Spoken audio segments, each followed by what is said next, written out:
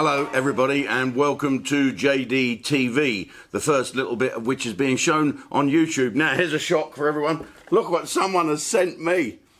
Big break, do you remember that? Pot as many balls as you can. Well, it's Tuesday night, ladies and gentlemen, and first of all, we've got to say a very get well soon to Matthew Corbett. Well, he's not been very well. He's had the convids, and now he's managed to get over that a bit, but he's got this long version of the convids, and he didn't get it by sticking his hand up a bear's arse. Now, let me explain to our Yanks across the pond there. He had a dummy. He took over from his father, actually, Mr. Corbett. He took over Sooty. Now, Sooty was a little bear that went over your hand and did that. And that's all it did. It didn't speak. It did that in your ear. So you didn't have to be a ventriloquist or anything like that. You just had to be able to move your fingers. And it didn't talk at all. It's got to be the best job in the world, isn't it? He had a couple of sidekicks. There was Sweet. He spoke like that, but I think he was might have been thought a bit ethnic, so he didn't want to cause offence, so he's gone. And so has Sue. I don't know if Sue's still there, probably sexist anyway. So that's just explaining to our American friends that Matthew Corbett, who worked Sooty, who never said a fucking word all through his career, we wish him well, okay? It's amazing how Americans and Brits are slightly different with things. Try and explain cricket. I heard my dear late friend Chris Draskovic explaining to his wife Cindy about cricket. Cindy, they got a game here called cricket. They play for 5 days and nobody wins. Okay, well, talking of America, you've got your erection coming up. Erections, squirrel. You've got your elections coming up soon, haven't you? And I'd vote for Trump if I was an American, just because I think he delivers what he said he would deliver. I don't know about Mr. Biden. He's 1,000 years of age, and good luck to him. He might be worth a vote just for living that long. But who cares? Let's put our faith in old Trump. It's easy for me to say. I'm not an American, but on this Sunday Night Live, we're going to make it an American special. And, of course, Donald Trump will be joining us on that. He's bringing his friend Mike Osmond. Donald Trump does this great impression of impressionist Mike Osmond. Okay, the big news here in the UK is our British Special Forces have been delivering the good news again.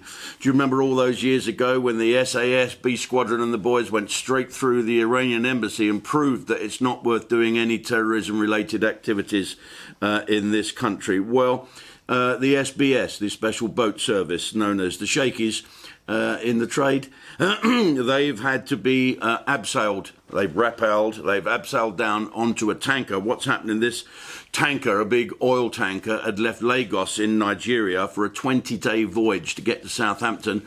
And by the time it just got off the Isle of Wight, that's near Southampton, round by the Nab Tower, the captain radioed in a Mayday message. Now, a Mayday message means that there's in danger of life, so it must have been quite serious, although it might just have been the newspaper saying it was a Mayday message. We're not sure. Anyway, so apparently they had found, okay, let's work this out, 7 Nigerians had stowed away, and they had been stowed away on there for 20 days. You mean no one saw these people for 20 days? Did they stow away with 20 days worth of food and water? You know, you're 3 minutes without air, 3 days without water, 3 weeks without food. So someone was looking after these guys, or they stowed away with the fucking KFC bucket o' chickens. Anyway, the frigging idiots decided to cause trouble 10 minutes away from the SBS's base. You know, they're down in Poole. It's 10 minutes. The SBS could swim there in 20 minutes. And it's like hijacking a fucking train in Hereford. Let's hijack a train in Hereford. No, not a good idea. So let's work out what the cost was, because I think it would have been cheaper to let these Nigerians keep the fucking tanker.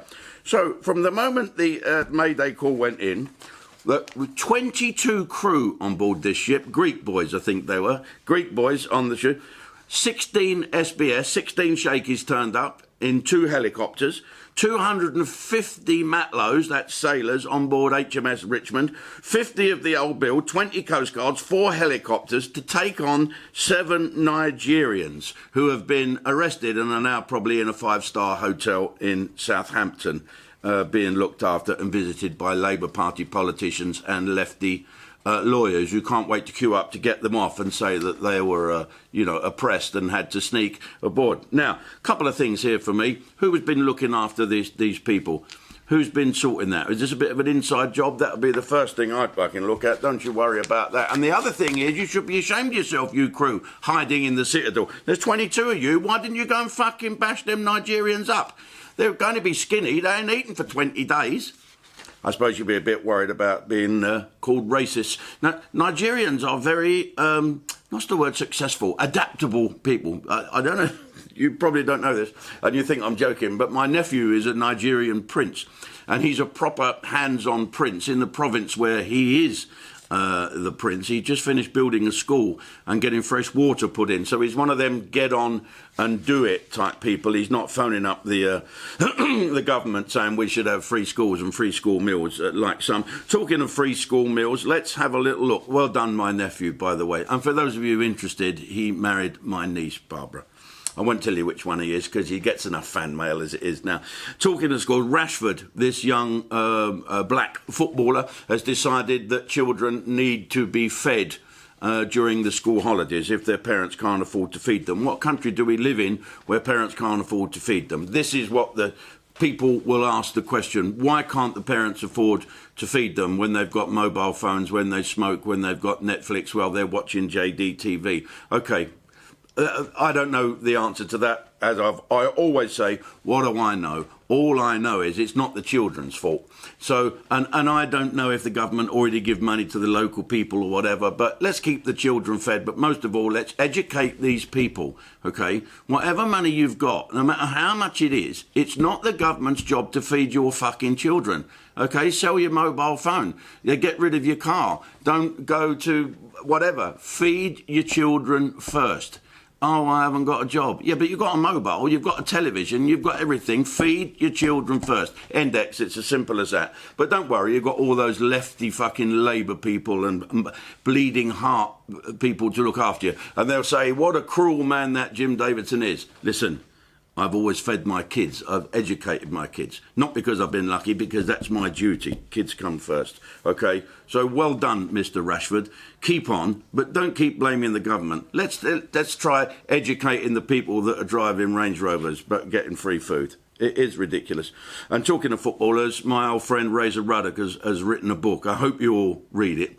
He's a good guy. He took over from me when I wasn't allowed in the Big Brother house. I've got some great stories about Razor, and I'll tell you about them a bit later on. I don't think I'll put it on YouTube. It might be on Jim Davidson TV in a couple of minutes. If you want to join JDTV, get on it now, because not only will I tell you about Razor Ruddock knocking a bloke spark out in Glen Eagles Hotel, but I'm also going to be interviewing, in fact, I've already done it.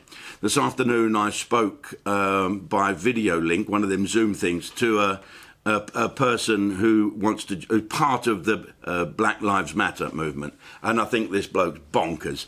I don't know whether there's anything to do with Black Lives Matter really, but I've sussed him out and you'll be really interested to hear this. Okay, folks, we'll see you on JDTV in 2 shakes of a fish's tit.